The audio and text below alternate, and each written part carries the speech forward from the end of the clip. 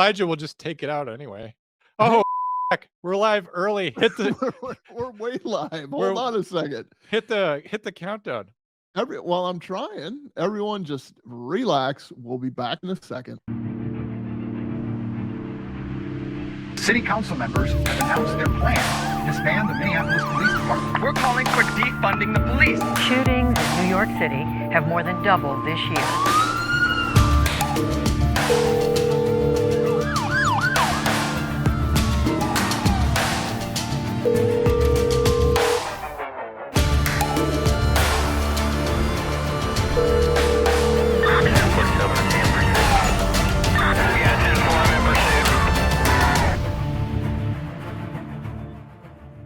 Thursday nights, us in the Comm Center. Drew, how you doing this evening? I'm doing fantastic. How are you? I'm good as always. Some news going on in Chicago. Police officers around the world can celebrate the end of the political career, hopefully, of Lori Lightfoot, the Chicago mayor who lost heavily her rebid to become the mayor of Chicago. She blamed sexism and racism for the cause that she was not reelected. Of course, we all know the truth is that too many of her constituents were murdered over the last several years of her tenure as mayor of Chicago, and there's simply not enough left to vote for her. Speaking of news in Chicago, it is with our great sadness, so we have to announce the line of duty death of Chicago police officer Andres Vasquez Lasso. It's bittersweet that a mayor who has done so little for her police department in the city of Chicago, that still one more officer under her tenure has met an unfortunate end. Our thoughts and prayers go out to that officer, his family, both blood and blue. We think about the officers in Chicago and the situations that they have there. And we hope that Chicago will find a mayor who takes a tougher and more logical and level-headed sense when it comes to fighting crime. Drew, we got a bunch of voicemails tonight. Did you want to get to that or calls right away, or what are you in the mood for? Man, we have learned that there is a fella named David. He's in the Navy. We're going to be talking with Davey, who's still in the Navy. He probably will be for life. So, David, are you still with us? Yes, Drew, I'm still here. Oh, good, because my heart skipped a beat when I didn't hear anything. David was privy. Thank God he has a security clearance, because he heard a lot of behind-the-scenes stuff. Enough to get us all convicted. So, David, how are you this evening? I'm doing pretty good, Drew. Are you by chance at Andrea's using her internet? No, I currently don't own internet in my place. Oh, good. So we were talking a little bit with David, and he is a QCB instructor in the Navy. He does other naval things. He's out in San Diego. It's beautiful weather out there. What else is going on out there? Luckily, nothing else. I mean, it was raining for a couple of days, so everybody learned how to drive in the rain in California, so it's been nice. It never rains in Southern California now, does it? It rains twice a year. John, do you have any questions for David? Yeah, just I'm thanks for your support of the show. You just miss us so much every week. You were first on last week too, and you don't mind hanging out for an hour and a half and eavesdropping and taking notes of all the terrible things we say before we get started. David, thank you for hanging in there with us. We always appreciate our callers, who, by the way, can do what David did and call before the show even starts and probably eavesdrop. We are at 848-266-6911. Nice. That's 848 Comm 911. It's kind of catchy and it's kind of clever. We actually have a 911 related show this evening. David, I'm going to let you go. Thank you again. And please, of course, understand that the Russians will get you if you tell any of our secrets. Thank you. That's true. So we're going to go over, there was in 2019, we came up on what would that be? The fourth anniversary of a shooting that occurred outside of Illinois, outside of Chicago, in Aurora, Illinois. Many of you will remember Aurora, Illinois from a couple episodes ago. where the guy with the knives charged at the officers and they had to use deadly force on him. But this was a case. Before we get to that, Drew, we got 4 voicemails. I'm No. I'm going to get to the voicemails. I just want to kind of tell the audience what we have in store for them, so they don't, so they're not guessing. Okay. But there was an active shooter incident. We're going to go over some of the video from. Actually, we're going to go over some of the audio. A little bit different tonight. Maybe not the 911 calls. We're going to talk about the radio traffic and kind of give you a better example of what an air traffic controller, so to speak, dispatcher sounds like, and the stress that they endure. And then we actually have just straight off of YouTube, but we have the surveillance video, and it kind of overlays with what's being told to the officers on the radio. Compelling stuff. We got a lot to get to, and as John, my gracious co-host, mentioned, we have some voicemails, so let's get to those right now. West, and I'll keep it short. Start that again. Hey guys, I'm a cop in the Midwest, and I'll keep it short because I know you guys like it short.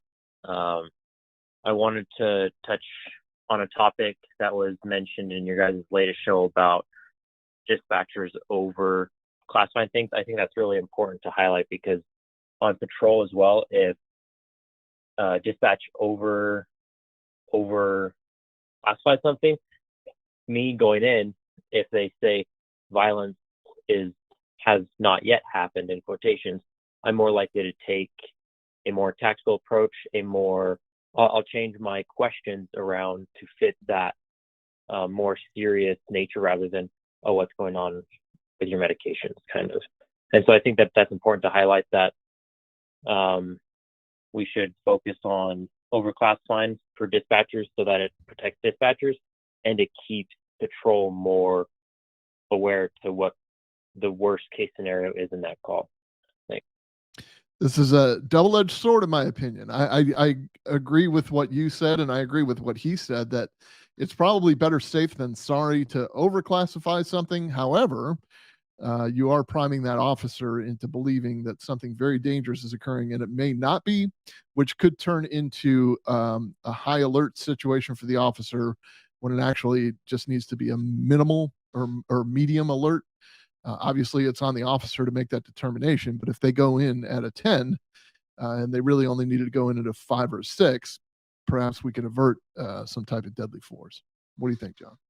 I think if you're talking about taking a situation that the volume's turned up to a 5 and the officer think it's at a 10, he's obviously operating on some kind of information that would have to be made up. You'd have to put something in there that there's a weapon present when there's not. But I guess my view is, like, you generally just want to get it right. But if there's any doubt, you want to resolve doubt in your favor. So you want to give out the call as being, you can always just say use caution on any call, even if you don't necessarily, even if it's not a particularly dangerous call. If that's just your mindset, use caution, use an abundance of caution, be over prepared rather than under prepared. So when you're call typing something and you're trying to determine, like I said on the show where we were dealing with that, if there's a gray area or if there's discretion at all, if you get to choose between a priority 1 type and a priority 2 call type, weigh it out in your mind. And if there's any reason at all that you can make it a priority 1, then go ahead and make it a priority 1. So those officers know that that's the most pressing or the most dangerous call that they have waiting for them. And like I said, just an abundance of caution and resolving doubt in your favor. And I think that's what the officer appreciates too. You definitely never want to mislead an officer into going into a situation that's more dangerous than they think. Just to put it into context, we're talking about a call from a few shows back. It was a 911 call from a guy in Michigan who said that, I need you to show up here.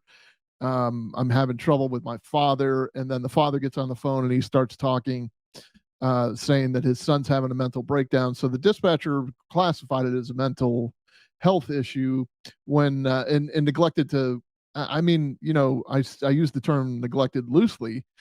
She didn't classify it as a domestic, which would have kind of upped the response, but the result, whether she had any culpability in it or not, the result was that the call held over a second shift. And it escalated in the home, and the young man, killed his father. and made a second 911 call where he confessed to it. Please do yourself a favor and go back and listen to that episode. You can download it on any podcast platform, or you can still watch it on YouTube. And if you ever want to call and discuss anything like that, our phone number is 848-266-6911. That's 848-266-6911. Here is another voicemail. If I can get it. Hey guys, this is Bone Cold. I waited a while. I know it's been a couple weeks, but I'm hoping you guys can help me try to find a missing person. I heard you guys are the ones to do it. The missing persons is the Philadelphia Eagles defense that went missing during Super Bowl 57 and cost us a championship. If you guys find them, could you guys please return them to Lincoln Financial Field? Thanks again, guys. Great show. Love y'all. Guns up, giddy up. Wolfpack. Aroo! Aroo to you. Hey, Comm Center. Thank you. Micah. Oh, hold on a second, Micah. The other side Stop talking. Yeah, I won't be able to find the Eagles defense. I will say this about the Philadelphia Eagles. In 2016, Harambe was murdered. Yeah. 2017, they won the Super Bowl. And then finally in 2019, we had COVID. Do you see a pattern emerging here? It's the end of Western civilization as we know it. Mm-hmm. And if I can do anything myself to deny the Philadelphia Eagles ever win even an NFC championship again, I will. I wish nothing but injury upon their team and all of their fans. Does that include Ron Jaworski? Yeah, I don't like Jaws. He talks too much. He's from Western New York. He's from Lackawanna. How about this one? Well, Heidi, ho there. Yeah, this is a non-emergency. Glad I got the non-emergency line. Kind of weird I get the voicemail, but yeah, Swedish. I'm naked and stuck in a hotel tub right now.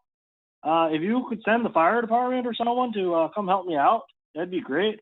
And on their way, could you ask them to bring me some hot chocolate with marshmallows? You know, I've been kind of thirsty getting stuck in here. Yeah, and make sure the marshmallows aren't the mini ones, the ones that come in the cocoa powder. I need them to go get the bag of marshmallows that are small and use those, okay? Not the jumbo size, but you know, the mini ones, you know, the good ones, okay? A nice good hot chocolate with some marshmallows will really make my day getting out of here. So yeah, if that could happen, that'd be great now. You know, it'd be great. I'm 10-6. You all have a great one. I could see why he would want the small marshmallows. If he's been trapped in the bathroom for a long time, he probably does not want to avoid a direct comparison between that and large marshmallows. Yeah, I mean, if he did mention that he was thirsty, but he's also in a bathtub. I mean, so I don't know. Yeah, drink the bathwater, man. But is that guy? Was he from Sweden or was he one of our Canadian friends? Because he didn't identify himself as. He said 10-6 at the end, which really he did say 10-6, which means he's not 10-7. He's just busy. Yeah, I think that's right. He is just busy. Here's we'll have to confer with Chief Keefe later and see if marshmallows are an acceptable method of removing people from the bathtub, because you know they've got those like Farmer's Almanac tricks up there. Oh, they got those in there. All their bunker gear and equipment. There's marshmallows in there, and they got the sticks too. Don't even tell me they're not out there making s'mores on structure fires. Once the building's gone and you've already signed off for the insurance, don't tell me you're not making s'mores. Yeah. Why else are you on scene all night? Give me a break. With cinnamon grams. Okay, hang on one second. This is actually a good call. Hey, Comm Center. This is Micah. Not to say the others weren't good. I'm working the other side of the week this week, and actually the opposite shift, supervising. So I had a couple questions because I know both John and Drew have supervisor experience. I'm always learning, you know, whether it's from admin staff, support staff, and sometimes even the community members here locally. So for a supervisor, I'm just curious if you have tips of some things that you try to do to help the people that you're working with and for. I'm not talking about pizza parties and platitudes, but like stuff that actually matters. And also, you know, what have you learned from your staff and et cetera, like I'd mentioned. And also like the line workers. What would you like to see or hear from supervisors where you work? and maybe an example of someone, a supervisor that was able to help you. We need to support each other, whether you're pre, first, or second responders, dispatchers, fire, EMS, police, corrections, supporters, whether you're doing research or, a grandmother that's writing true crime notes. I would appreciate everybody's input, and guns up, giddy up. It's going to be a long, long week, so I'm looking forward to the next Comm Center. All right, thanks, guys. Drew, you're a lieutenant forever and a day, and even a captain for a little bit. Why don't you address No, the I was leadership not. stuff? That's a myth. That's a misnomer. I was not demoted from captain to lieutenant. I was demoted from corporal back down to deputy, and I rose through the ranks once again to achieve the rank of lieutenant. Like a phoenix rising. Okay, like a phoenix rising in Phoenix. Well, give us some leadership tips. Know your people, right? I cannot tell you. Look, does it really take? Well, okay. Like, let's back up, way back here for a second. Think of the last time you were yelled at, John. Not by me, because this is something different. This is a different style of leadership. This is more boot camp-esque that I'm trying to put you through. Think of the last time that you were yelled at, and then think of how you felt at the end of that yelling at, and then think, was it effective or not? I mean, I used to get yelled at like early in my career because I stood for that. And I was in a different generation, to be honest. We were a transitional generation. We were moving from the old school into the kind of transition, But yelling never seemed to work for me, and it never seemed to be an effective tool. The people that I work with, the last time I was yelled at was in 2020 or 2021 maybe, and I can tell you the guy that yelled at me was a stern asshole, and he has zero leadership skills. And if he were sitting in front of me, I would tell him the exact same thing. In fact, I may have told him at the end of the conversation the exact same thing. But he was a bully. He was in a position of authority, and he knew, he had my career, so he could get away with yelling at me. I'm saying all of this to tell you, if your blood pressure raises 120 above 120 over 80 over some stupid administrative bullshit, or safety issues are a different story. I mean, sometimes you react or overreact or whatever, or when things are frustrating, especially as a young supervisor or a new supervisor, but you're not going to get anywhere by yelling at anybody. And in fact, you're going to be more endearing to everybody if you just kind of keep the same tone. I mean, people will know when you're pissed.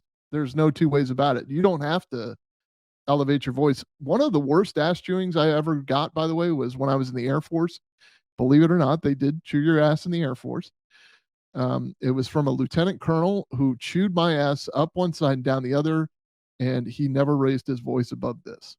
He just fucking let me have it. And it was just like, I could feel his disappointment, and he could sense that I was taking it. Like, this was going to be a learning moment for me, and boy, was it humbling. This job has a way of humbling you. There's no need to raise your voice to anybody.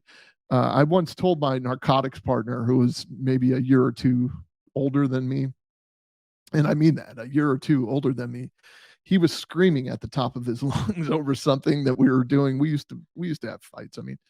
But he was screaming at the top of his lungs to me, and I said, I just looked at him and I said, my father doesn't talk to me this way. I don't have to take this shit from you. And I left. What's not true about that? Like, I value and respect my parents more than I value and respect a lot of people that I worked with, like 99.9% of them. So if they're not going to treat me with that same respect, I'm not talking about picking up my ball and going home or being a brat. But I've got a lot of respect, or I'm giving you what I got.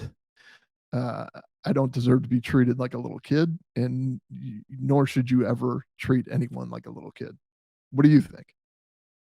Well, first of all, I want to say to Micah that he's probably got more leadership experience than I do. I was a sergeant for a little over a year, and so I could probably tell you a lot about leadership in terms of the mistakes that I made. But I remember when I became a sergeant, I wanted to be the kind of sergeant that I always wanted when I was an officer. And that was someone who didn't all of a sudden think that he was too big to do the regular routine stuff around the prison.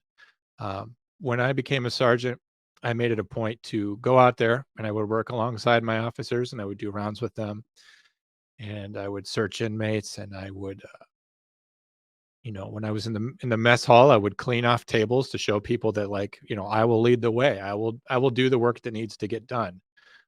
When you're in corrections, if something doesn't get done, not only does it stay undone, but people can get hurt ultimately if you're not doing what you need to do when you're inside that environment.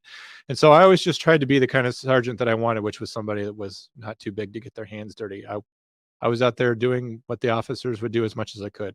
Yes, I had more responsibilities. Yes, I had things that I had to do as a sergeant that would take me away from the frontline workers. But anytime you have time to show your officers that you're still a correctional officer, even though you're a sergeant, even though that you're in command of the shift, that you still have all the same concerns and issues that they have, you just have a wider scope of things at the same time. I think that they appreciate that. Where I worked, a lot of the sergeants would, once they got promoted, they disappeared. They'd go into control rooms. They were doing other things. You never knew where the sergeant was at. I tried to be someone who was visible. And it's interesting, Drew, that you talk about being yelled at by guys in the Air Force. There was a sergeant that worked there when I became an officer, and he was ex-Air Force. And he intimidated me. He was absolutely squared away. I can remember one time working as an officer. This is just a small detail, but I obviously remember it. How many years later? We're 15 years later. I can remember I was working at a med pass line where the inmates are coming to get their meds, and it takes like an hour and a half to give meds to that many people. And I had the sleeves of my coat rolled up because I was hot. And he came over and grabbed my sleeves and pulled them down. He didn't even say anything to me. And it was for him, it was all about the way that you present yourself, the way that you carry yourself is very important, particularly when you're an officer. The way that you comport yourself, all of that stuff matters. And um, I don't know, it just always made a big impression on me. I'm not telling you to have his style that you need to go around and put your hands on people and yank their sleeves down, but buy into your own stuff, buy into being a professional, buy into the fact that a lot of people look down on correctional officers, but be as professional as you can possibly be. Don't ever compare yourself to some other profession and say, well, I'm only a prison guard or whatever, which you probably don't already do anyway. But just be as professional as you can. And there's no such thing as being too professional, and model that for your employees and reward good work. And Drew, all I have to say about not yelling at people like they're kids, it can get tough when you find officers doing very childish things. And I'm not talking about you as a person in law enforcement, but it was stressful to me as a supervisor when I would find officers doing things that just made me insane. Stupid things, unsafe things. But yeah, you do have to treat them with that respect. Otherwise, they're going to lose respect for you, and you'll never be able to build that back. I'm not going to tell you I didn't bust balls. Like I'm, maybe my way of chewing ass was calling them out, or I'm not going to tell you I didn't do that. Things were pretty light around when I worked. Like I always kind of said, look, when it's just us, we're fine. Like fair game. Let's have fun. But when it's time to go to work, it's time to go to work. And I found a lot of success with that. You know what goes a long way. You can have a library full of leadership books, but if you don't put any of it into practice, it's not going to do you any good. But I can tell you, I made a point whenever I found an employee that had a death in the family, I always found the time to go get a sympathy card at a minimum, and handwrite something and mail it to their house, not leave it in their work mailbox. Or sometimes a phone call is not timely. Like sometimes it's just bad to call. Like they're overwhelmed with stuff, and they're like, "Who's this guy calling me anyway?" But I can tell you, when my father died, I got 2 or 3 sympathy cards from people that I worked with, and I was floored. I was like, I never thought in a million years I thought this guy hated me, and he sent the most honest and meaningful card. So birthdays are important. Weddings, right out of Rudy Giuliani's leadership book. He was a great leader before everybody smeared him with Trump. But weddings are optional, funerals are mandatory, and I always stuck by that. Like, don't celebrate with me because my kid is getting married and you're at an open bar and you get free cake. I need you here when my father dies. That's always stuck with me, and I see that. Like, plus I'd like to know about people, so I attended a lot of funerals when I was coming up.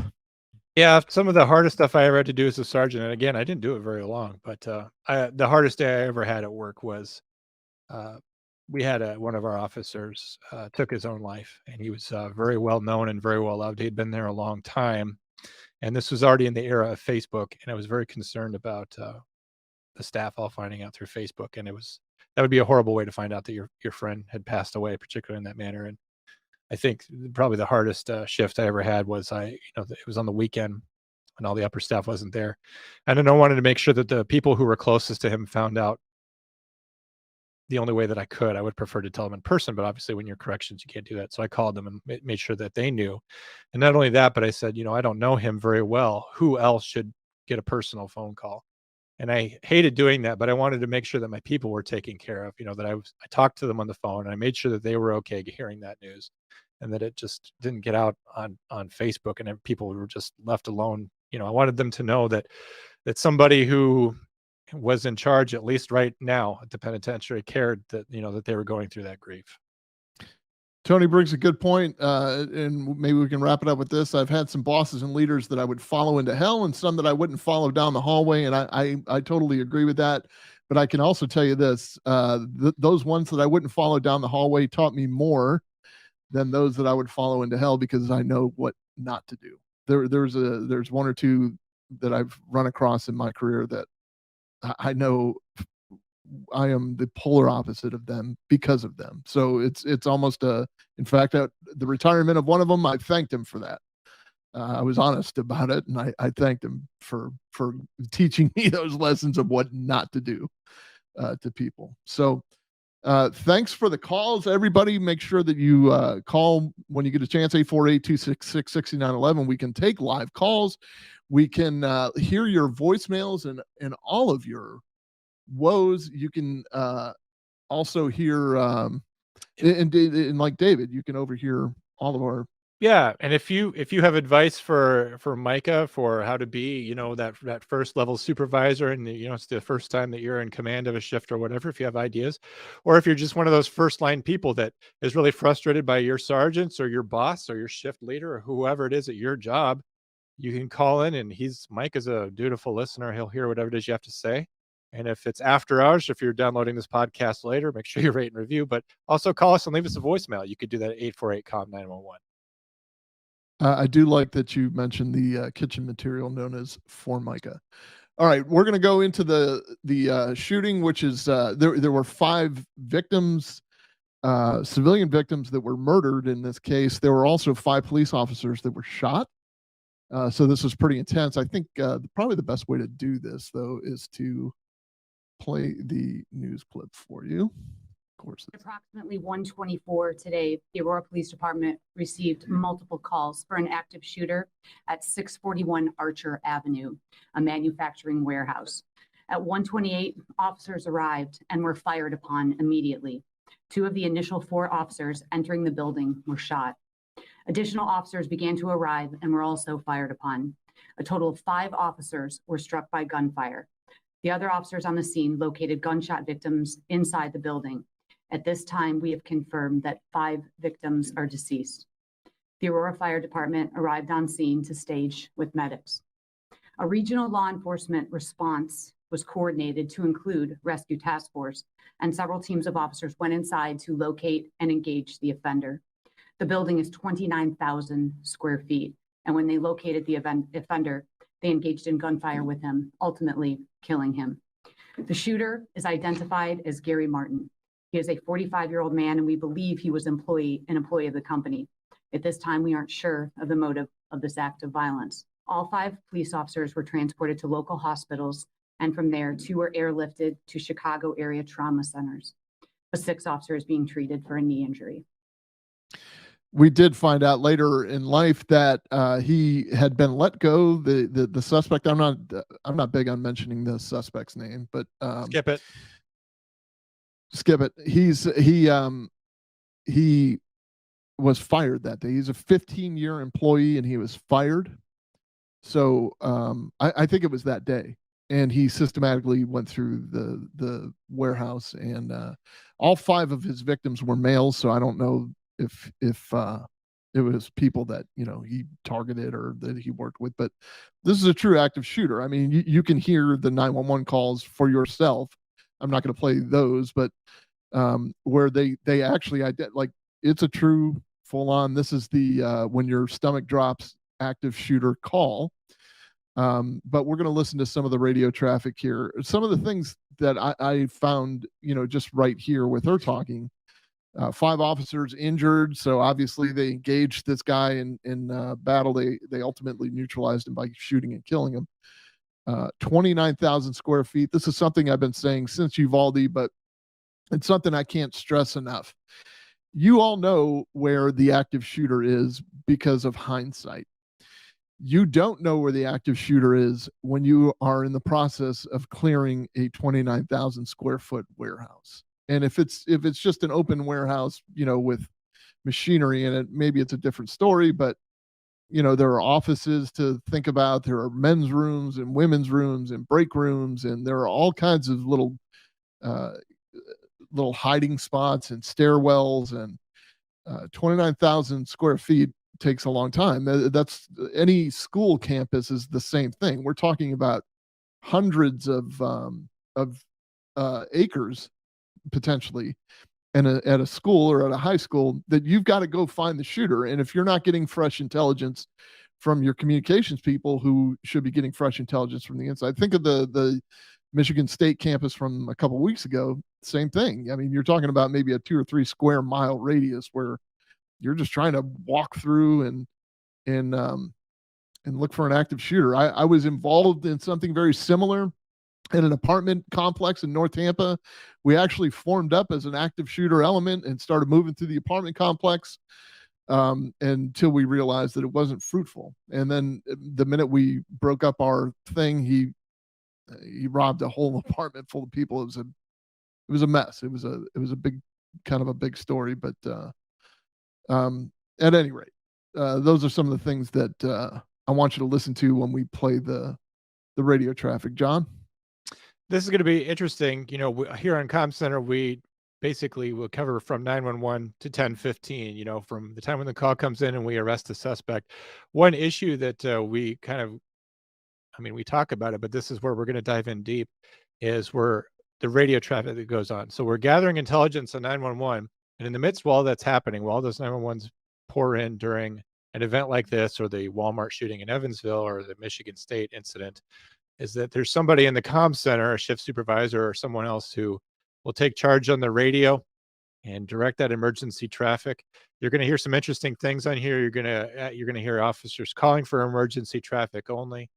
One thing you'll hear when you hear the audio is you'll frequently hear beeps. So you know what that sound is. That's the sound of an officer. They're saying the name of an officer who's been shot, or his name's being redacted for that reason. So just remember, every time you hear a beep, don't get annoyed. You're hearing the name of a person who has just been shot in the line of duty. And you'll hear very quickly the dispatcher being calm, cool, and collected. But pay attention to her voice. As the situation evolves and goes on, you're going to hear how much she really cares about those officers and everything that's really happening. And it's heartening to hear those things, because so often as a 911 dispatcher for police officers, our stuff could be so routine and we can get annoyed with each other. But at the end of the day, the beginning of the night, this is what we really care about, is we care about taking care of officers in the field. And you're going to hear the officers relying on this dispatcher, and the dispatcher doing an outstanding job of helping to coordinate the intel and actions for this incident. All right, we're going to play probably about 8 or 10 minutes of it. We'll stop and start as we need, if we need to. This comes to us from Fox 6 Now, but here it's obviously from the Aurora Police Department. We've got an active shooter 641 Archer, 641 Archer Avenue. Our first caller said there was an active shooter in the plant and hung up. Another caller says there are shots fired in the warehouse. It's an employee that's getting terminated. His name is Jerry Martin. He's still inside. There an Area 1 sergeant on there that copies? 105, send me that. 10-4. 109 the same. 10-4. All right. I don't know if you caught that. We'll help translate for you if you're not in law enforcement or you're not a dispatcher or, but at any rate, it's, the first thing is, I mean, she announced the fact that there's an active shooter, but she also talked about, is there any sergeant on the air that can acknowledge that? Like she wants to get somebody in the leadership of that platoon or that shift that's working. She wants to make sure that a supervisor knows. It's probably protocol. And it was great that she did that. It was also great that both sergeants answered up like, I heard you. You know, so it's comforting I can tell you as a supervisor, as a shift commander, that multiple supervisors are on the ball like that. One, and two, we're already putting our heads together. We're already headed that way. So that's just something to think about. Frank 10. 90. Lincoln 90. 91. Lincoln 91. Our phones are lighting up. The only thing I have is that there was 2 shots inside. I have one person down. I believe that person is nearest the shipping door in the front building off of Archer by the loading dock, but I have no further. We're hearing more shots over the phone. All right, so think about that too. Our phones are lighting up. That just means, you know, they probably have 3 or 4 911 dispatchers on the phones, and people are just calling and calling and calling. Just imagine what would happen inside of a high school, because it's not just kids in the school calling, it's kids texting other kids in the school who are also calling, and it's also kids calling home or kids texting home, and the parents are calling. So if you're trying to get fresh information from the inside of the school, and there's only 5 or 6 of you on a good day in a large agency, you're going to get very overwhelmed very quickly, because and it's not always, you're going to have to figure out how to weed through that. John, do you have any tips? Or Yeah, in an incident like that, you know, we've discussed, this has been something discussed in the last couple of episodes, but bad 911 calls. Now, I'm not discouraging anyone from dialing 911, but when you're trying to gather intelligence and you're handling 911 calls blind, they're all equal when the phone rings, and you don't know if this is a good call or a bad call, or if it's about something completely different, or if it's a butt dial. But as a 911 operator, you have to decide, you know, when am I putting this person on hold to take the next call? When am I hanging up on this person? You know, if they were taking a call from a spouse or something, hey, my husband says there's gunfire at work, you know, it's like, we know that you're not there. You don't have any more information for me as far as I could tell. Do you know anything else about what's going on? You know, is your husband armed? Might be a good question. Other than that, you know, you have to hang up the phone call and hope that the next one is better. And the last thing you want, and of course this is bound to happen, is you're going to hang up a call that, or hold a call maybe that has information that's critical, but you have no way of knowing that simply by answering. there's I also just want to point out, I did a research project when I ran a communication center about dispatcher trauma, and I could tell you that one of the major traumas dispatchers endure is the audible witnessing of a traumatic event. So you think, well, they're not there, they're not witnessing it. No. What's one of the first things this radio dispatcher said? We're hearing multiple shots over the phone. Hearing gunshots when you're on 911 and you can't teleport through the phone line to go save anybody, or you know, you're listening to people dying essentially, is very, very traumatic and long lasting, probably everlasting. So just something else to think about. Is there an Area 1 sergeant on the air? Yeah. Okay. No, mark out the address one more time. It's 641 Archer, 641 Archer. I've got active shots going. We can hear him over the phone. He's going to be a male black. We've gotten Jerry and I've gotten a Gary. So Jerry or Gary, he's a male black. 105, 23. 105. All units, hold your traffic. 6 item 23 on Archer. All units, you're going to want to use dock number 2. Dock number 2, it's one of the middle ones in the last place. That's what we're being told. 105. That is the southwest corner of the back of the building. Southwest corner, back of the building. 105 Adam. Suspect's a black male wearing a gray sweatshirt, last seen inside the building, heading north inside the building. 10-4, male black, gray sweatshirt inside the building, last seen headed north. 3 Adam, 23. 10-4. All units, somebody else gave a better location, better description. He's wearing a navy blue hat. He said a navy blue hoodie, blue jeans, male black in his 40s with a goatee and his kind of white facial hair and bald. 105, myself here inside. Inside. All right, 10-4. Next responding unit, start setting up a perimeter. Start setting up a perimeter. We're calling SRT. Get us some dogs. 10-4. 109. We're calling county. I'll hold Illinois. Go through, guys. Sam 21, can you put me in service? CM21, go ahead. 2948, spot 223. Could we stay off the radio, please? 105, we're moving north through the warehouse. We're not hearing anything yet. 10-4. Got fire shots fired outside. Shots fired on the west outside. Shots fired west side. I got a shot. Gunshot wound. Is he conscious breathing? Conscious breathing. We're down in a bay. 10-4. We don't see these on the south side by the docks. We do not have an eye sight on him. We do not have a sight on him. No sight on the man. Get the shields out.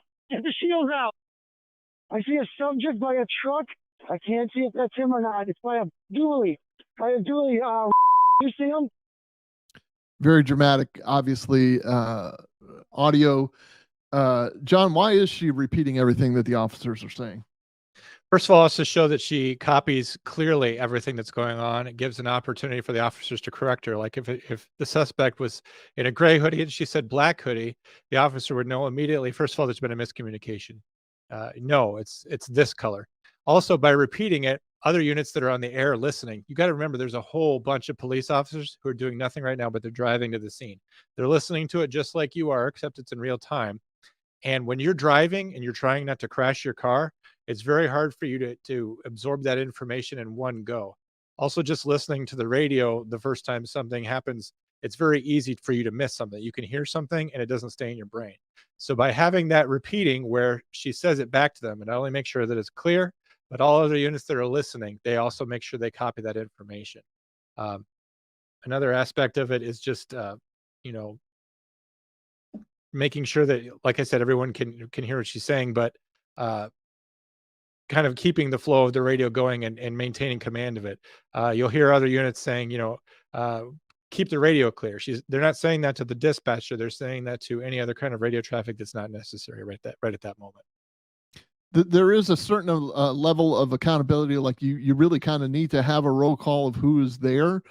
But at the same time, it does get kind of hairy. Like that was one of my pet peeves when I was on the street. Like somebody's calling for help and everybody else is, trying to do the right thing, saying, I'm en route, so-and-so, I'm en route. Well, you're tying up the radio when you do that. How about you just drop what you're doing and get over there and then we'll sort it out, on the way.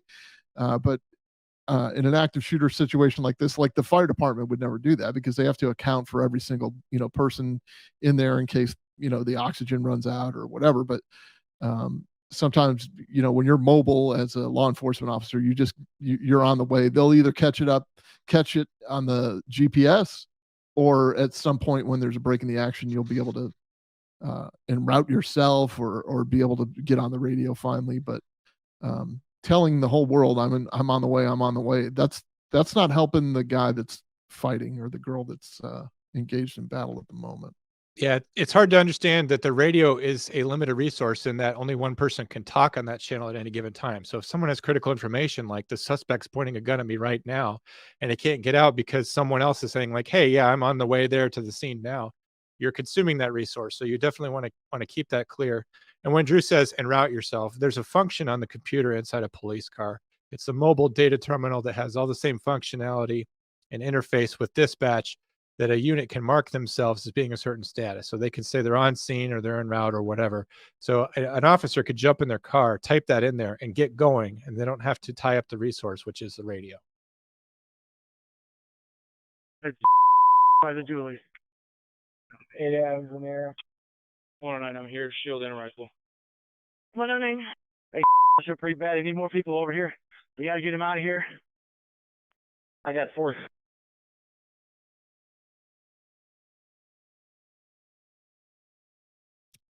This is intentional dead air. Like they're just not talking at the moment.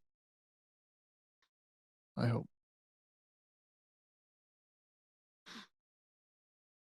So you also heard out there that they were calling SRT to the scene. That's SWAT. They're forming up a perimeter.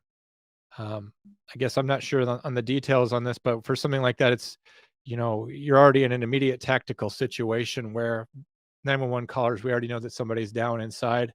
Generally, anytime where a situation has already escalated to the point where you have gun violence or shots fired, you're past any kind of negotiation. So we're already past the point where this would be considered a barricaded subject or a hostage situation. When guns start firing, it's immediately tactical. SWAT's going to immediately go in there. A tactical commander hopefully is going to report to the perimeter and be in charge of that SWAT team. But ultimately, everyone right now is on the SWAT team, because any police officer obviously needs to intervene in that situation and put a stop to it, because it's an active shooter. But if there's any talk about establishing voice contact with the subject, possibly trying to talk to him, at this point, knowing that other people are down and having no break in the gunfire so far as we could tell, there's no reason to necessarily begin making contact with him like a hostage negotiator would. You're going to see why too in a second with the video. Hey, Sam 13. Go. I'm out with he's been shot, leg, constant breathing. We're taking around the north side of the building through both doors. So we're going to need people to come in through the north. I don't know what the status is of people inside. All right, shot in the leg. He's conscious breathing with him. He's coming up the north. 106. I'm hit. I'm still in the fight. I couldn't copy anything you said. 106. I think I'm hit. All right, we've got this guy contained in this building. Let's make sure we got a perimeter all the way around this building, and everybody hold back and let's get SRT in here. All right, 10-4. 106, did you say you think you're hit? I think I got hit. Who is with you? Is somebody with you? He thinks he's shot. Yeah, 20, where is he? I can't copy his radio. 106, where are you? Sam 13, we're with him. Looks like glass on the face. Okay, it's glass in the face. Are you with him? I just 32. I'm here. Been hitting the leg, but he's already in a squad going to the hospital. Okay, so that's something I wanted to convey too. Like you're talking about a human being who's wearing a headset, who again is just as helpless as the 911 caller.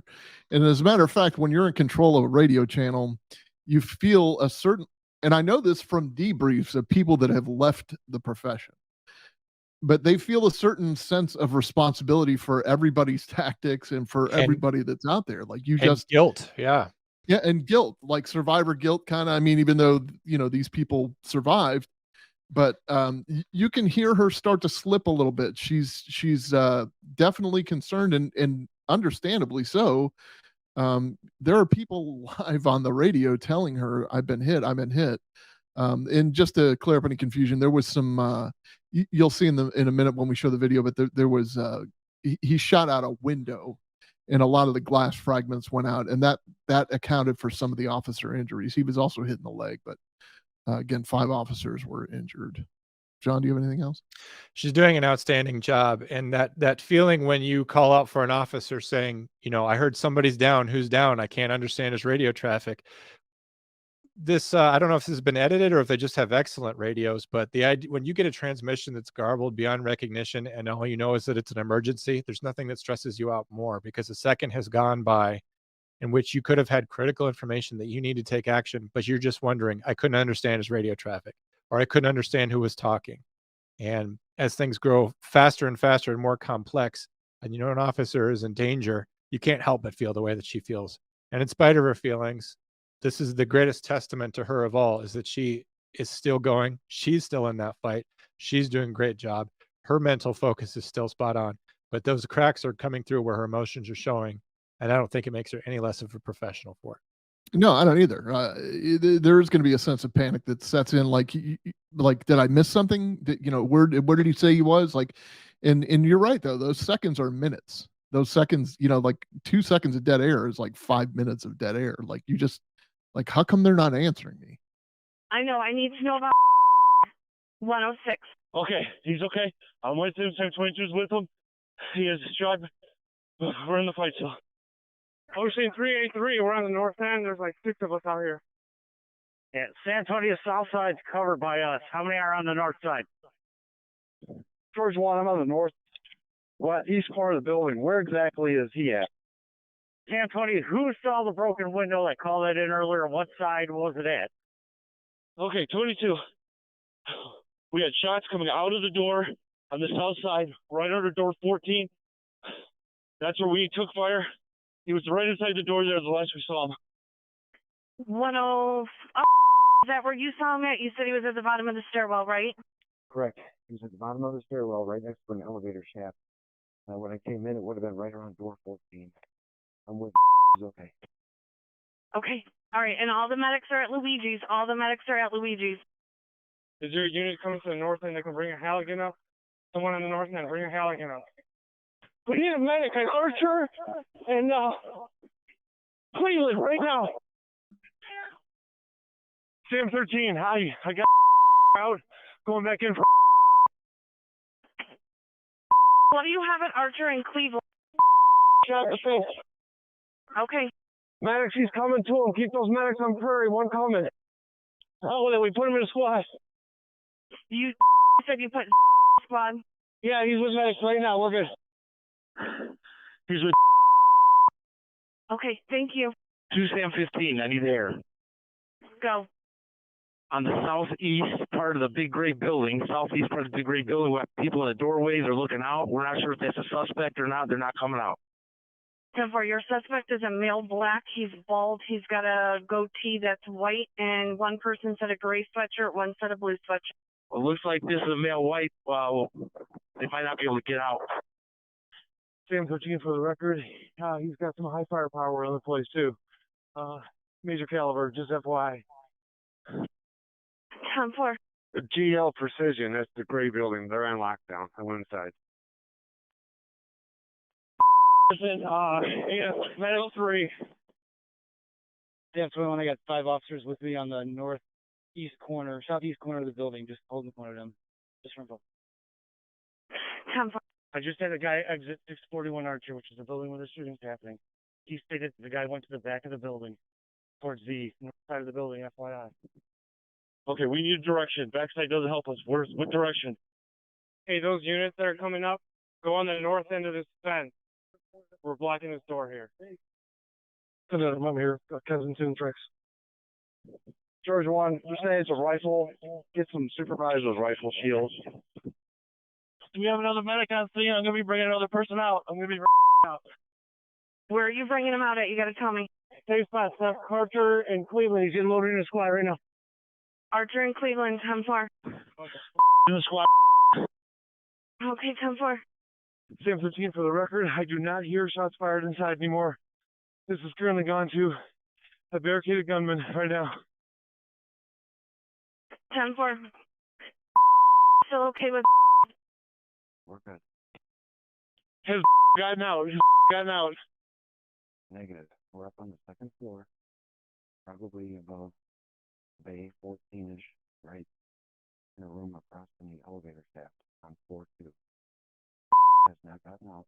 We're still up here in the middle of the long hallway. Lots of open doors, lots of stairwells. How is it bleeding? He's good. I gotta turn the key just in case, but right now he's good. Okay. Do we have the ability to come into the north side? We were taking around through the south side. Scoot over. He's shooting through that damn door next to you right there. Bullet holes all around you there. Get away from that. Get away from that door. You're right in front of that door. George 1, let's establish Luigi's command post, or Luigi's for the command post. Have the first operators get the barricade down here ASAP. Bearcats on scene. Where would you like it? We'd like it over here at Cleveland, where Devin and Arch. All right, let's talk about tactics for a second.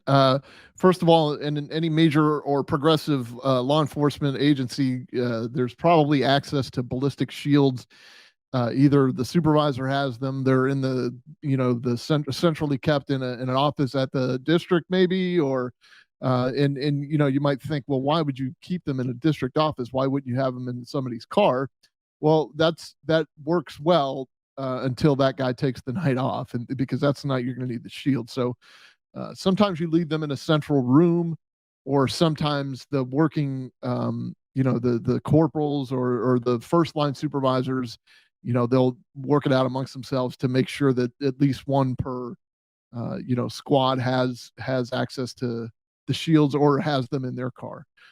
So there's that. You heard a lot about bring rifles. You heard a lot about the Bearcat. The Bearcat response was, we're only in like John pointed out, it could be edited, but we're only 11 minutes into this call, and the Bearcat's already on scene. But I'm going to show you video in a second. I think they were probably there that quick.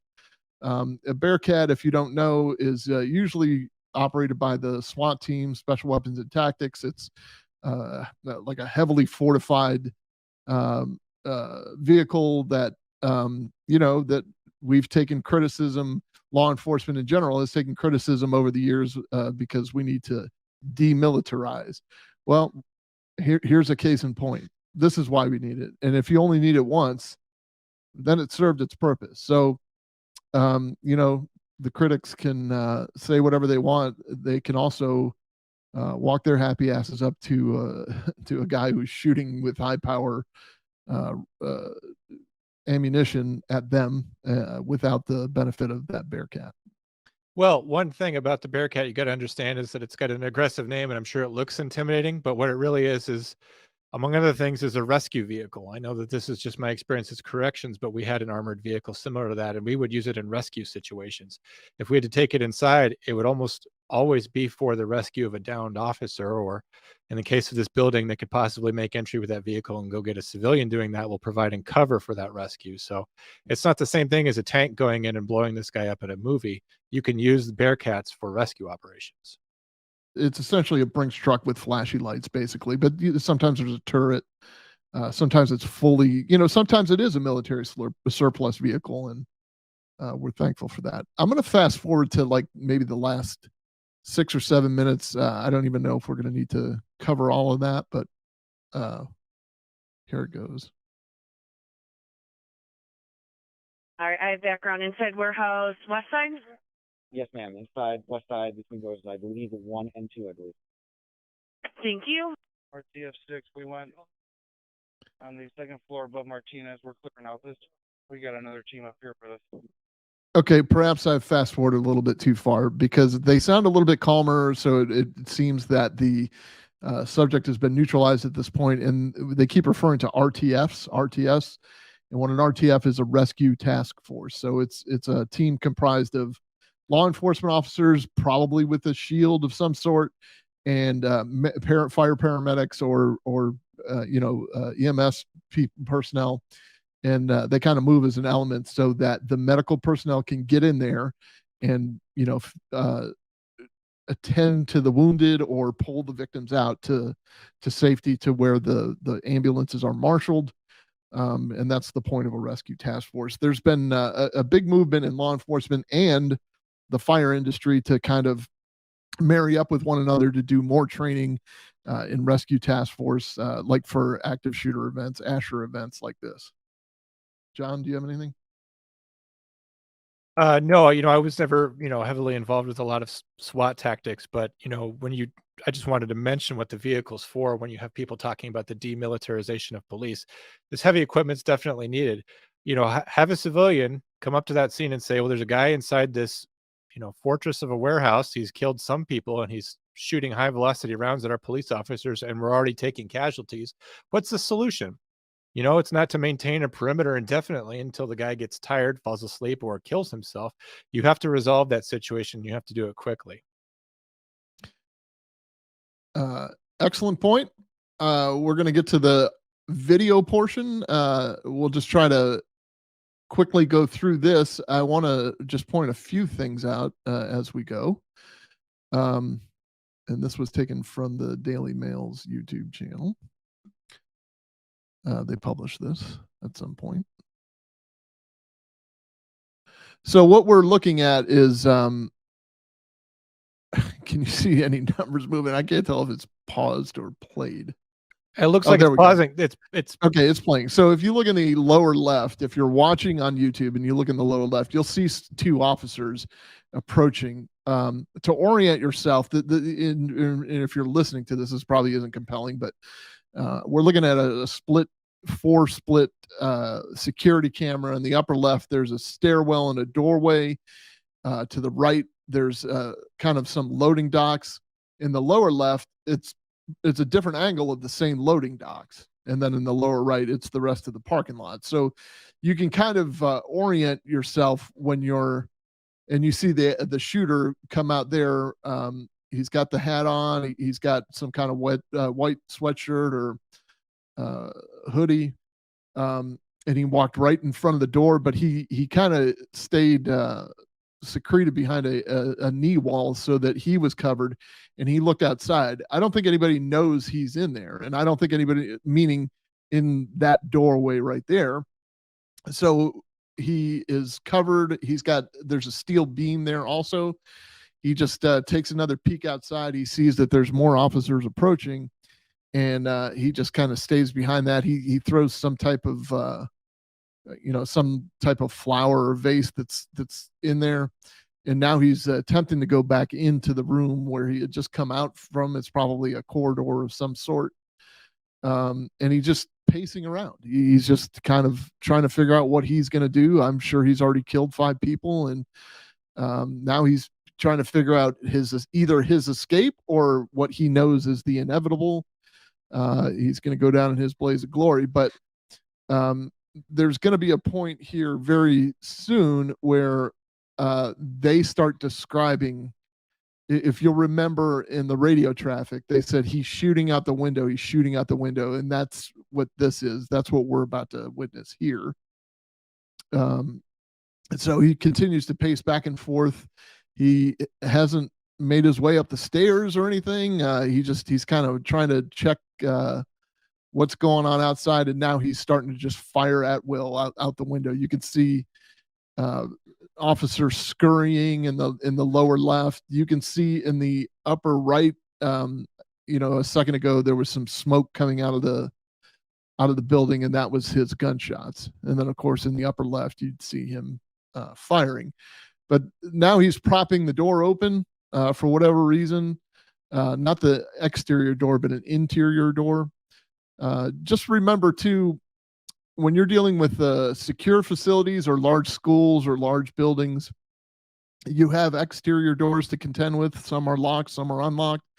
And then you have interior doors. Some are steel, some are safety doors. And that's why people are calling for the Halligan. And the Halligan is just like it's a large pry bar, essentially. It's got a big claw at the end of it that you can kind of wedge into the door frame.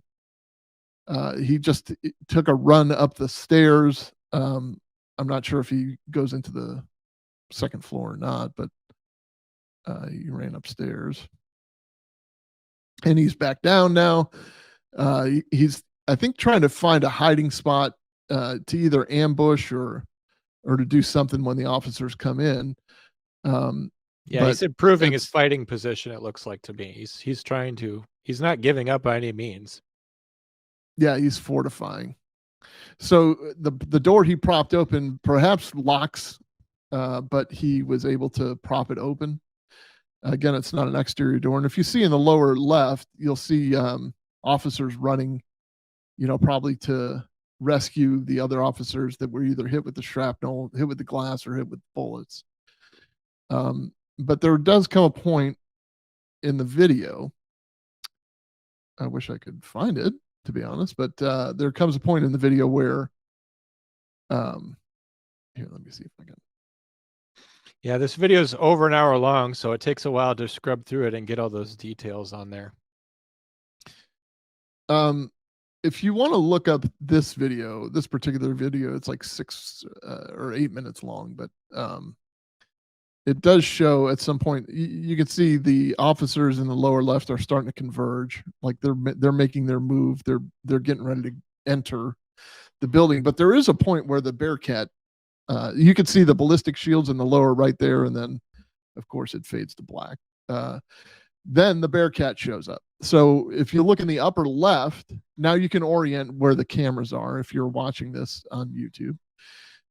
If not, if you've downloaded this on the podcast, we appreciate that. If you Nice. want to have a companion to this, you could probably watch it on YouTube, or you can definitely watch it on YouTube. But they just use that Bearcat to start smashing the door in. And again, look at the fortification of that vehicle. It's all armor, and there are obvious police lights, but it also provides a cover, a barrier for them to get behind if need be. Let alone inside. The windshield is ballistic glass, and you'll see that this is kind of a typical formation of an active shooter. They don't know where he is. Like, we know in hindsight that he went through that propped open door, but what you're going to do is have an element that's we kind of normally form up into a diamond shape, and the reason for that is so the two people on the flanks can cover the doorways as you walk down a hallway. The person in front is watching what's going on in front of everybody, and then there's a rear guard who literally walks backwards during that whole thing. Oh, hold on a second. Grady Judd's talking. Man, I admire. But the rear guard, the point of the rear guard is, and it's a very difficult position to work in, because you're literally walking backwards the whole time, and your handgun or your rifle is out at the ready, waiting to. And at any moment, and you're basically holding the belt of the person in front of who's you. walking forward, so that you're oriented in the right direction. And often when we practice these things, you'll find that your adrenaline is just coursing through your body, so the person that's leading this thing might start walking a little bit too fast, and everybody kind of gets tripped up because you're trying to keep up. You're trying to walk backwards and keep pace with the person that's walking forwards. The other thing about the rear guard is, if somebody pops out of that hallway with a gun and you're the rear guard and you start yelling, "Hey, here he is," or whatever your code words are, that element now flips around. So you're now the lead, and you start advancing towards that guy or girl, whoever has the gun. You still have the same two people on the flank, and now the front guard becomes the rear guard. But think of the dynamic of that. Somebody pops, and I'm telling you, even I was an active shooter instructor, and I went through plenty of active shooter training. Your heart, when you see that, like, your adrenaline, everything flushes from you, and you just start advancing. And we used to do 2 different methods. We would have either sim rounds, which are little paintball. I think they're little soap pellets, actually, and they hurt. Simunition, yeah. It's simunition, and it hurts. So it does give you the stimulus of you're being shot, but you still are moving forward. And there's definitely purpose behind that. It's psychological. Like, you can take a few rounds and still move forward, and that's exactly what you're supposed to be doing. We also went to an electronic version of that, where you're wearing just a vest, and it's literally like a shock vest. I will never put a shock collar on a dog. Never. I some of the worst feelings I've had was at that stupid in-service where we had to wear the shock vests. And if they were even close, they would shock you. It wasn't even if they hit you. But it was just to make you fight through the pain, or it was to make you fight through the change, the change in the stimulus in your environment, and advance towards the threat and keep going until you've neutralized them. Well, you gotta make that training real, or it's not effective. Of course, you have to train under as real conditions as possible, which you're not going to have live fire in a training. But even I have done some of that, tactical group moving through and clearing out an area, and I was rear guard when I did that. And I have to say, rear guard sucks. The whole time you're thinking, I really hope we didn't pass by the guy and he's behind me. And it takes a lot of trust to walk backwards and to not watch where you're going and rely on that other team. That's why training together and having that trust with people is critical. You cannot go without training and then do something like this where you're walking around in a tactical formation, watching your flanks and you having a rear guard, and do it well. The only way you can do it well is by constantly training, doing the different roles, and being ready. It's the psychology of it. Now, I don't want you to take what I gave you as the gospel of training and the gospel of how to handle an active shooter. I want you to follow whatever your agency teaches you. There are probably some outdated methods, such as walking backwards, but I think generally you're going to move slow as an element. Everyone's going to be doing that duck walk, which is basically you're walking like a duck. Essentially, you lower your center of gravity because you have your gun or your handgun up, Legs and ready turned to go. out, knees bent. Yep. Knees bent, so you have a good center of gravity if you have to engage, and you also are walking slow enough for the person that's covering the rear. And again, it's not, you can't be looking over your shoulder to see what the people in the front are doing. That's their job. Your job is to watch what's going on in the rear, because you're covering their hiney and yours. So these are some of the things that people don't think about with active shooter training, with active shooter in general. And you saw these guys. We talk a lot about these dispatchers because we're kind of a comm center centric show, but lest we forget, these guys were badasses, and 5 of them were injured, and we'll never forget the 5 that were murdered inside the building before they could even get there. So to be able to get on the radio and say, hey, I've been hit, I'm still in the fight, that's courage, and that's pretty ballsy. But it's also just testament to what normally happens in law enforcement. There are exceptions to everything, but generally you're being led. I don't know if we missed it or not. Maybe I skimmed over it, but there was a supervisor that arrived on scene, and he said literally, I am taking over ICS, which means I am in command now. I am taking over the incident command system, and until somebody relieves him of that duty, you're going to listen to what that guy is telling you. He has removed himself from the situation to be in a command and control position. We did not see that in Uvalde, and I think it was because of a miscommunication that Chief Arredondo was in the fight. He was in the middle of it. Yeah. Everybody after the fact said, no, you were in charge, dummy.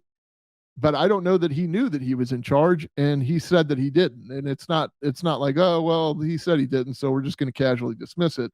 No, you hear the confusion. ICS is not ranked based. You can be any level of whatever it is your discipline is if you're in charge of that situation, right, until basically you are relieved or you turn over that command. So the chief arriving on scene does not mean that he assumes command until he gets on the radio and assumes command. And I guess circling back to the conversation earlier from Micah, I don't know what it's like at the correctional facility that you're working at, but one great way to train people and one great way to show faith as a supervisor is that if you have an emergency situation going on, and hopefully you're using ICS there, if your officer's in command, you can come down there and start standing by, and you can assist and you can take part in that. But don't automatically relieve them. If they're doing fine, let them keep going. Remind them that they're still in charge and keep going. I did that when I was a sergeant, and I would get on scene. People sort of, all of a sudden, they just start standing around because the sergeant's here. It's like, no, you're still in command. Keep going. Yeah. I'm here for support. It's like CPR. I mean, you gonna stop doing CPR because I just showed up? I mean, I get it. There is a level of expertise that is required, and there is also an acquiescence when somebody of rank shows up. But it's not in all situations. It's not, and ICS is built actually for something like that. Like, don't worry about rank at the moment. There is going to be a time when you're going to turn it over, though, to somebody in charge. We're going to go to our Anderson Township Chief Keefe, who's going to talk about the fire side of active shooter. Chief Keefe, are you with us? Oh, hold on a second. I am. Can you hear me? I can. Can you hear John? Hey, Chief, why don't you walk us through ICS? I'm sure you know all about it. Yeah, I can hear John, and I would love to. Now, it's kind of funny. ironically, I was off work yesterday, but I got a dispatch on my phone for an active shooter. Ended up being a hoax, and most of ours around here, knock on wood, and luckily are hoaxes. But we made one 6 months ago that it didn't come out as a hoax immediately. Like, it was probably 2 hours in. So I think the biggest thing that I wanted to hit on with, as far as I know, it's you guys mess with me being a fireman, I mess with you being cops. The biggest thing is communication between both entities. And that's something, and at least in my area, we're having a really, really hard time, getting everything together to where we're on the same channels. But obviously, when something like that comes in, I work in a county that's 413 square miles with 39 different fire departments, and then 39 different police departments, and then you have the sheriffs. So you've got cops just running when they hear an active threat, they're running. So when you get into that position, then you pull fire in. We're staging, letting the cops secure the scene or whatever, but then making sure that we're protecting the police officers. God forbid something happens. But the communication between, we have the ICS and everybody's in on it, but it's not necessarily being communicated through all ranks, if that makes sense. Yeah, absolutely. The latest training that I remember we would marry up somewhere outside the scene, like a ranking officer would marry up with a ranking firefighter. That way you can establish as an RTF of your own, a command, a joint command, a joint command, and you have a radio that can communicate to all the cops, and you have a radio that can communicate to all the firefighters or paramedics or rescue task forces. And then both communication centers are not only communicating with one another, but they're communicating through you. So as you can hear, though, there's a ton of confusion. It's hard to keep a lot of stuff straight, and you like when you're hearing this stuff in hindsight, or hind hearing, I guess it would be, but when you're hearing it after the fact, you know that like somebody will say, like he's at the northwest door, and somebody right after them will inevitably say, yes, but which door is he at? There's a lot of auditory exclusion that's going on. There's just like, man, it's just a very confusing time. So I think a lot of people. Well, go ahead. And with that, like if it's not your jurisdiction. Now, granted, I tell all our guys, like, we should know north, south, east, and west. But as you're traveling and making turns and this and that, I don't know. Like, if you've trained in that school, that's the north side. The others are south. Me coming in, I may not exactly know right then that that's north. So it's like so what we did around here is every one of our schools, and I believe it's statewide in Ohio, and I'm assuming it's gone across the country, but I just know what I know here is everything is labeled. Every door or classroom is labeled, and we go A as being the front, B being your left side if you're looking at it, C and D, and we numbered everything clockwise. So that way we can say, all right, you need to go to door number 6. Like door number 1 is going to be, at the front of the building, and it works its way around. So it's just trying to make things a little bit easier, because in that chaos, you're losing you're trying to keep your wits, but you're also, in organized chaos. So it's, trying to make it's simplifying it, because let's be honest, whether it's cops or firemen, we're all dumb. We do a dumb job, but we love it. So, there's also that there's also that comm center element that you really want to help somebody, and that's what you're there to do, but you don't know where they are. And there's a level of frustration, like, man, I'm just trying to get to the victim. I don't know where the victim is. And it's a helpless feeling when you're trying to help. It's such a confusion in your mind and your body. Well, one thing that's interesting is, Right. that And dispatchers. I want to touch real quick. That way, I don't take too much of your time. That way, you can get to other callers. But to give some kudos to Jonathan's counterpart, they did fantastic with what I was hearing. Just listening to it, I hadn't listened to the tape before tonight. Great job of like you were saying, copy. Hey, I got this, but then hey, everybody, be quiet. I need this information to get out. They kept their wits about them. I thought it was fantastic, and not enough kudos. And the show, that's why I love this show and I love calling in.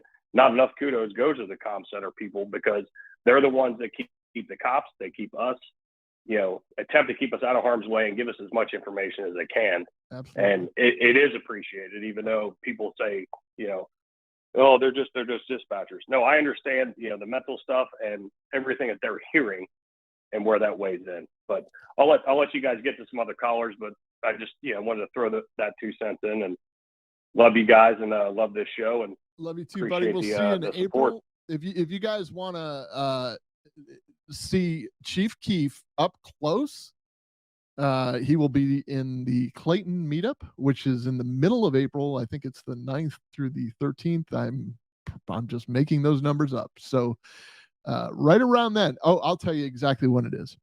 If you know when National Telecommunicators Week is, and if you don't, shame on you. I'm just going to take that position, even though I can't remember it. That's the week that we will be in Clayton. So National Telecommunicators Week is a week to honor the people that we honor on a Thursday night basis at 8 p.m., 7 Eastern. So April 9th is the beginning. Thank you, Abby, is the beginning of National Telecommunicators Week. Please pay homage to your dispatchers. Take care of them. It's more than a tray of Chick-fil-A. Sometimes they just need to see your smiling face and get a big hug. But we will be in Clayton during that week. We have a lot in store for you. I hope you are saving your money to take a Greyhound bus and meet with us there. John is going to hitchhike from his position in Northern Oregon, and we will have a blast, and we'll probably have a few drinks for you, free drinks. But that's about all I have on this case. Obviously, we honor the officers that went in and risked their lives to save and the firefighters that went in that risked their lives to do that, and they can't do that without the calm and the voice behind the radio, who's actually keeping all the chess pieces in place. And as a matter of fact, is alerting all of the ambulances and all of the fire trucks and all of the other agencies, all of this stuff that's going on behind the scenes in the midst of the chaos of hundreds of 911 calls pouring in. Just please keep them in mind. John, do you have any final words? No, I just, that dispatcher was doing a great job, not only getting that information out, but she's an intel manager. She, as you were listening to that, she was keeping track of what resources were located there, what when they got there, where they were physically located, and that actually all ties into the SWAT team and even what the fire department will do. Chief Keefe was talking about numbering the sides of a structure and assigning identities to various, entrances and egresses from a building. That's all stuff that tactical dispatchers, SWAT dispatchers, incident commanders all need to know. It's all the same kind of intelligence and all the same kind of information. We all do that as first responders. And it's just, I'm just really amazed by this Aurora dispatcher. She did a fantastic job, and a great deal of that success is owed to her. Awesome. Thank you, John. Great show as usual, my friend, my bearded friend. We didn't get a chance to do the poll of whether John's beard looked good tonight or not. If you would, just drop a 1 if you think it looks good. And if you don't think it looks good, then please just drop a 1. John, I'm going to hang up in a second. As usual, don't go anywhere because everything has to download it. And my 56K modem is working in overdrive tonight. So until next Thursday, tell your Aunt Sally to download this on her favorite podcast platform. Make sure you like and subscribe on our YouTube. I would love it if you told 2 other people about this and shared it with them. Don't keep this a secret anymore. And then during the week, call us at 848-266-6911. Nice. Nice. Yes.